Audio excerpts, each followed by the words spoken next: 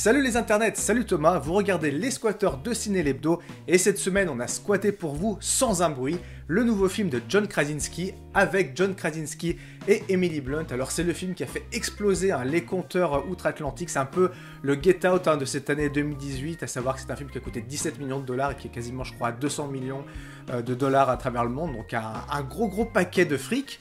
Mon cher Thomas, mais alors de quoi ça va nous parler s'il te plaît ?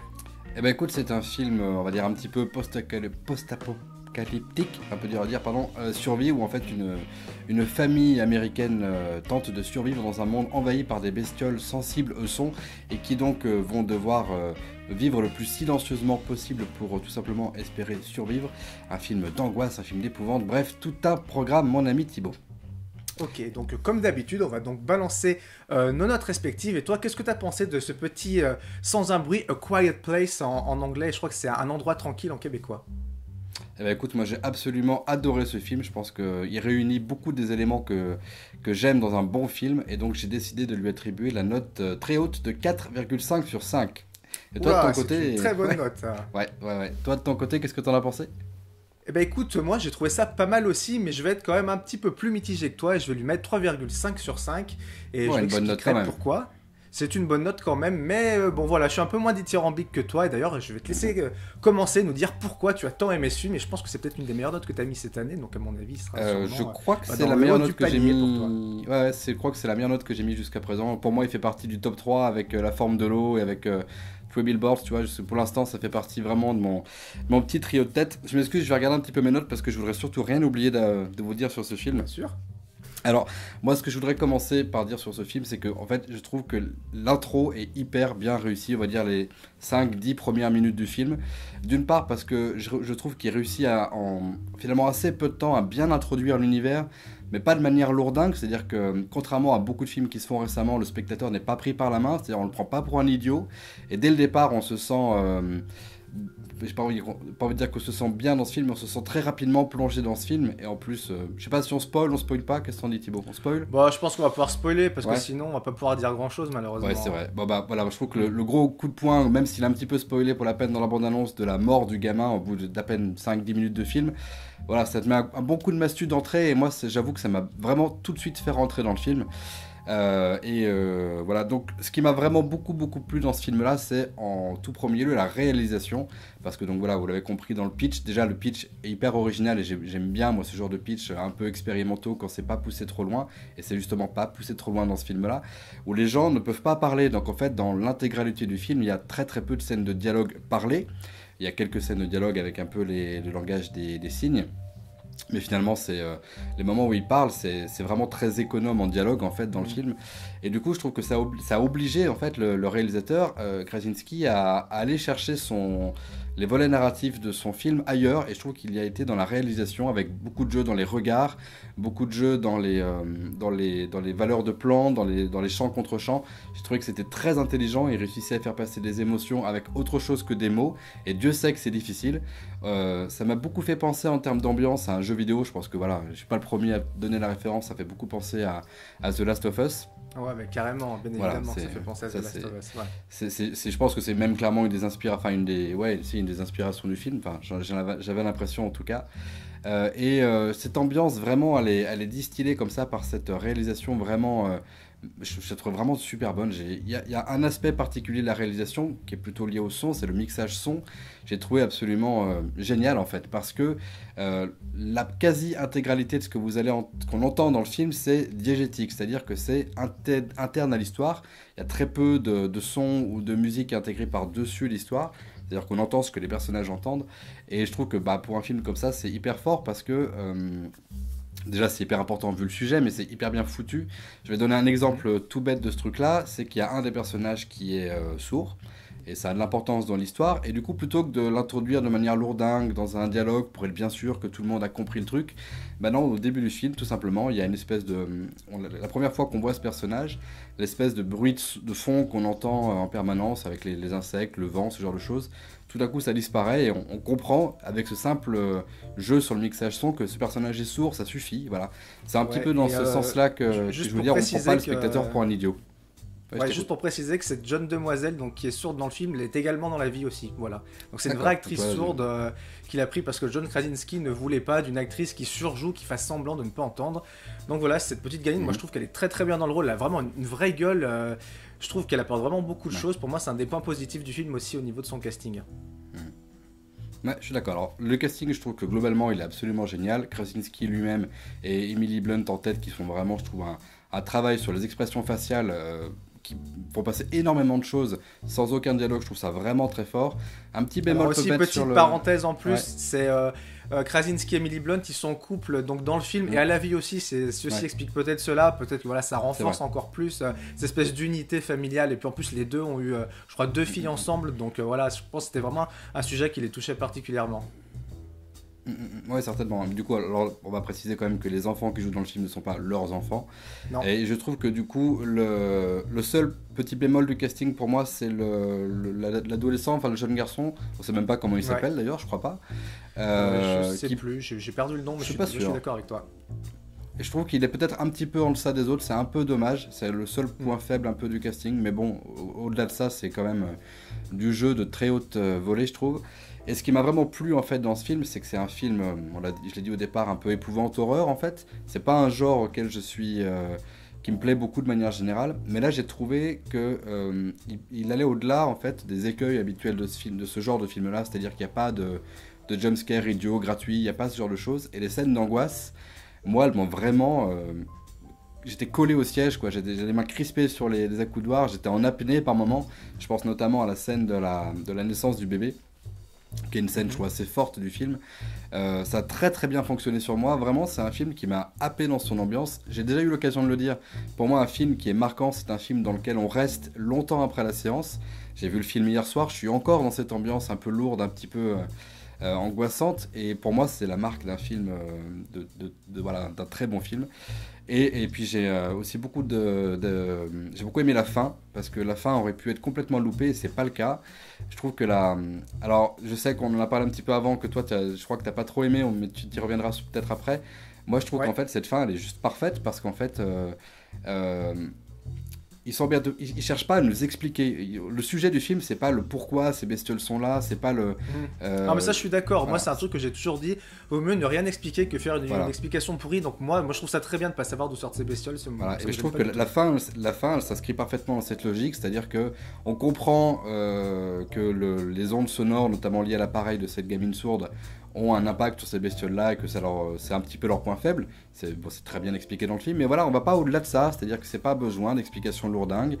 On comprend que tout d'un coup, ils ont une arme pour se battre contre ces bestioles-là, et ça suffit, on s'arrête là. Et voilà, en fait, au moment où on comprend ça et au moment où on voit Emily Blunt charger son fusil à pompe, peut-être une demi-seconde avant le film s'arrête, parce qu'il s'arrête là, je me suis dit pourvu que ça s'arrête là, et paf, écran noir et générique, je me suis dit putain c'est génial.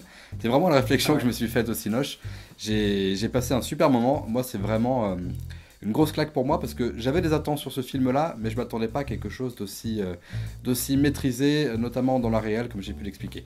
Voilà, de ton côté, toi Thibaut, qu'est-ce que t'en as pensé? Qu'est-ce qui t'a moins plu que moi du coup dans ce film-là? Ouais, alors moi je pense que c'est vraiment plus des détails liés à l'histoire et en fait à l'environnement qu'ils ont essayé de mettre en place. Je trouve qu'il y a des choses qui collent pas pour moi. Alors c'est peut-être, je vais peut-être enculer les mouches en disant ça, mais moi, ça des choses qui m'ont un peu sorti du film en fait.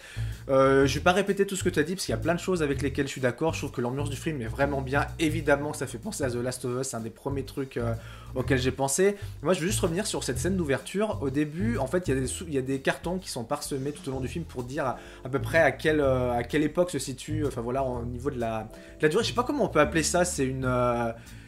C'est quoi? C'est un drame? Enfin, je veux dire, je sais pas comment. C'est pas une épidémie, c'est quoi? J'arrive pas à mettre un mot Ouais, dessus. on va C'est dire la catastrophe, je sais pas, ouais, l'invasion, une catastrophe, voilà. On sait pas, C'est parce ça, qu'en cette fait, espèce c'est pas, d'invasion, ouais. c'est parce que c'est pas expliqué, dire- ouais. Ouais, on va appeler ça une invasion pour rester générique. Ouais. Et au début, on te dit que c'est au jour 89 qu'en fait la première scène, la scène d'exposition commence dans le supermarché. Et moi, quand je vois ça et que je vois la gueule du supermarché derrière, 89 jours, c'est quand même un peu moins de 3 mois quand même. Pour moi, ça n'a pas la gueule d'un supermarché qui a 3 mois où il n'y a plus personne dedans, quoi.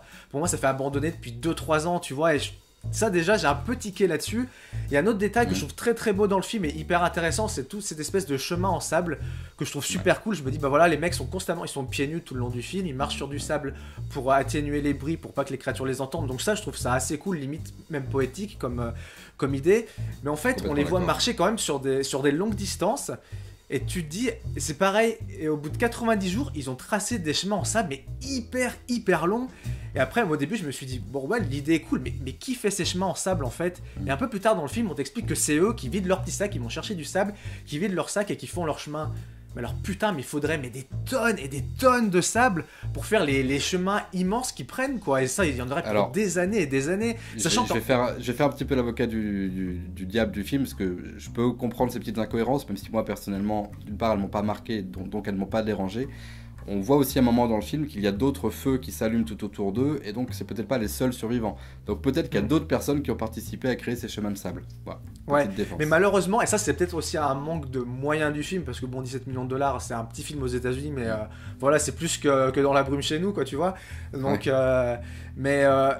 moi, c'est une des choses qui m'a un peu gêné aussi, c'est ce manque de personnages autour d'eux. Je trouvais que c'était cool qu'on s'attache à cette famille-là, mais moi, pour un souci de cohérence de l'univers, encore une fois, là, tu comprends que limite, ils sont tout seuls, et que je pense, enfin, un peu, soit tous les gens sont partis, soit ils sont morts, mais ils sont partis, tu dis ils sont partis où, tu sais pas trop, parce que tu comprends un peu plus tard dans le film, c'est une épidémie, enfin que c'est une catastrophe, on va dire, mondiale, donc t'as pas vraiment les gens sont peut-être pas forcément partis se réfugier ailleurs, donc pour moi ils sont plutôt morts, et tu dis bah ouais en fait non, ils vivent tout seuls, mais ils font énormément de choses, alors, sachant qu'ils c'est un couple avec 3 gamins quoi. Donc je sais pas, il y a des choses pour moi qui ne sont pas très crédibles, et malheureusement c'est un truc au niveau aussi je trouve qui est un peu loupé de mon côté, c'est mais en fait il n'y a jamais eu d'armée aux États-Unis ou quoi? Parce que t'apprends que dans cette région-là, apparemment, il y a trois bestioles. Ça, c'est le truc que j'ai trouvé un peu lourdeau dans le film. C'est encore ces trucs que t'as un peu souvent dans les films comme ça. C'est les panneaux où les mecs écrivent des trucs genre il y en a 3, ils sont sensibles au son, quel est leur point faible? Et c'est des trucs, moi je trouve ça un peu cheapos. Bon, c'est le truc pour te faire comprendre en 2 secondes l'espèce de background sur les monstres. Donc ça marche bien, mais je trouve ça un peu cheap comme effet. Et donc tu comprends qu'il y a 3 monstres dans cette région-là où ils habitent, et tu dis mais putain, mais personne a pu buter 3 monstres quoi, même pas l'armée, alors qu'il suffit de foutre un leurre où les mecs, tu mets du bruit, ça attire les 3 monstres, tu fous une bombe sur leurre et terminé quoi, tu vois bien que les monstres sont pas increvables, on le voit bien vers la fin. Donc moi je trouve ça pas très cohérent de me dire en fait voilà, les Américains qui ont la plus grosse armée du monde, ils ont pas été même pas capables de buter 3 monstres dans une région quoi. Donc je sais pas, ça moi je trouve pas ça très cohérent au niveau de l'univers, et je trouve ça dommage parce qu'encore une fois je trouve que tout marche plutôt bien, et un des petits reproches que je pourrais faire aussi, je trouve que c'est super bien parce que je crois que la première ligne de dialogue elle doit arriver à peu près vers, je dis, 20 minutes, une demi-heure de film si je dis pas de conneries. C'est quand c'est la scène du gamin avec son fils vers l'espèce de petite clairière avec dans la cascade, la cascade. Mais moi j'aurais tellement aimé qu'il n'y ait aucun dialogue dans ce film, putain ça aurait été tellement bien.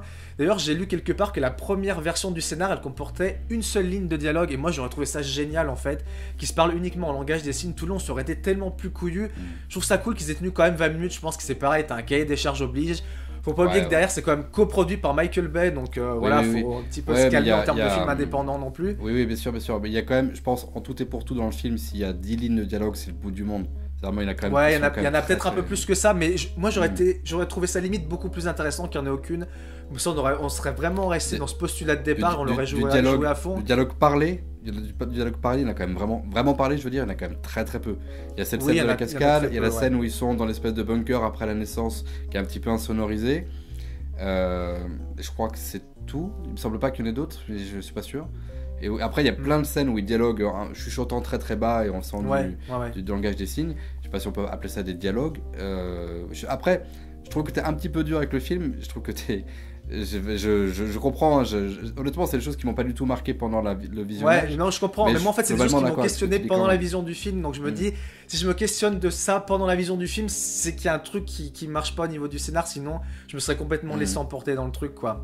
Tu vois, et c'est pareil, le truc avec le bébé, ça je trouvais que c'était bien parce que je me dis, voilà, dès l'instant où le bébé va naître, ils sont baisés, c'est mort, un bébé ça fait que pleurer. Donc évidemment, ils sont baisés dès qu'ils vont avoir le gamin. Et je trouve, alors déjà, la nana qui s'accouche toute seule, why not, on va dire. Mais je sais pas, moi ça m'a un peu choqué cette espèce de caisson insonorisé où il faut direct un masque à oxygène au gamin. J'ai trouvé que c'est pareil, c'était un peu too much quoi. Ouais, ça j'ai vraiment pas cru du tout. et j'ai trouvé ça dommage, quoi. Voilà, Bon, après, moi, voilà, en fait, je me rends compte en t'écoutant que je suis en fait assez d'accord avec la plupart des éléments que tu exposes. Après, je trouve que honnêtement, enfin, comment dire, je trouve que c'est finalement des points de détail par rapport à la globalité du film. Oui, oui, non, Moi, mais je vraiment... le dis, c'est pour ça que je dis, je vais peut-être enculer les mouches en disant ça. Moi, c'est des choses qui m'ont gêné dans la cohérence de l'univers, en fait, c'est juste ça.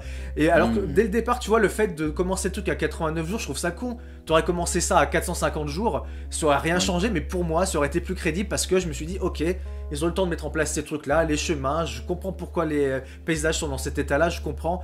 Mais là, putain, au bout de 3 mois, faut arrêter. Enfin, t'as l'impression que c'est la fin du monde depuis 10 ans, quoi. C'est pour ça que moi... Alors, c'était un mécanisme hyper simple, en fait. Ça leur coûtait pas plus de thunes que de dire on commence au 450e jour, quoi. Voilà. Ouais, c'était juste plus crédible à mes yeux, et ça ne changeait pas $1 à l'histoire. Tu vois, c'est ça, je trouve ça dommage. C'est des petits détails comme ça qui font que moi, ça me sort d'un film. Enfin bon, voilà.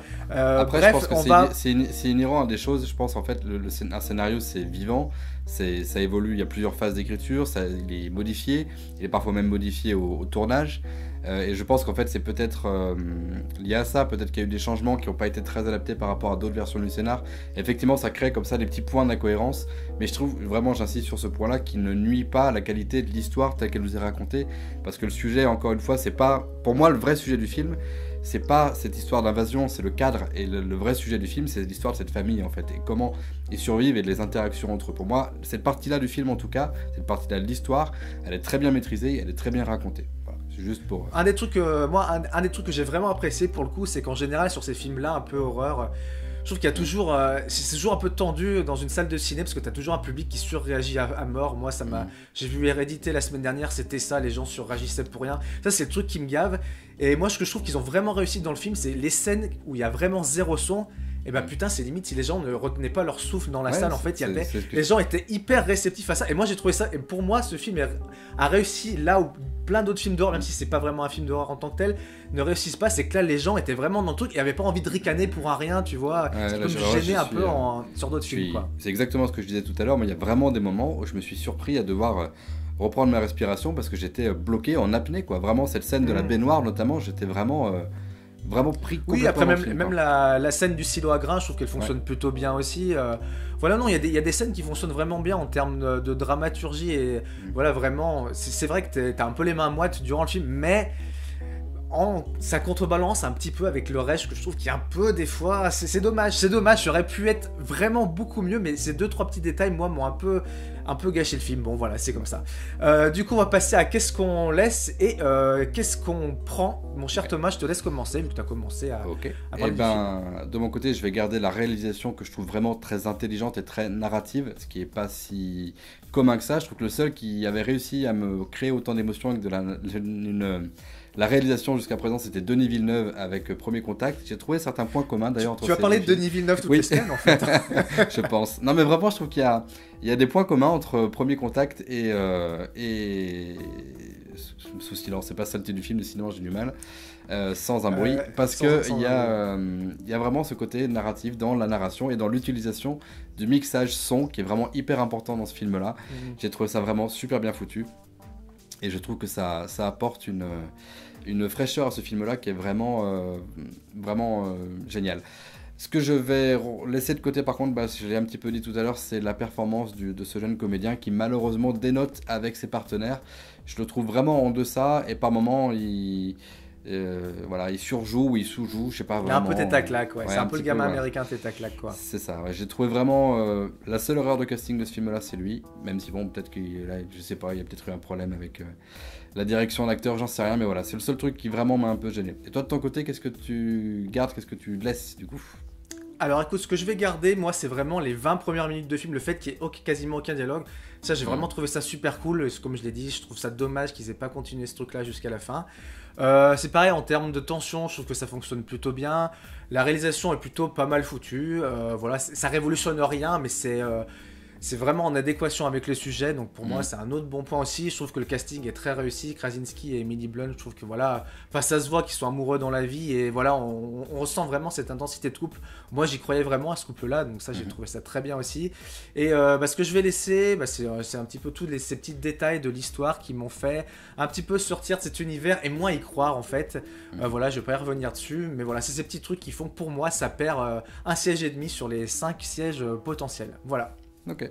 Bien. Bon, je crois que globalement, on peut quand même chaudement recommander ce film-là. Je pense que Oui, bien sûr, ouais. vous aurez pas Moi- perdu votre place de Cinoche en allant passer 1h40, voire sans un bruit. Vraiment pas. Voilà, donc nous on se retrouve très prochainement pour une toute nouvelle vidéo. Et d'ici là, n'oubliez pas, Les films, c'est mieux au cinéma. et sans popcorn, c'est toujours plus sympa. Ciao. Ciao!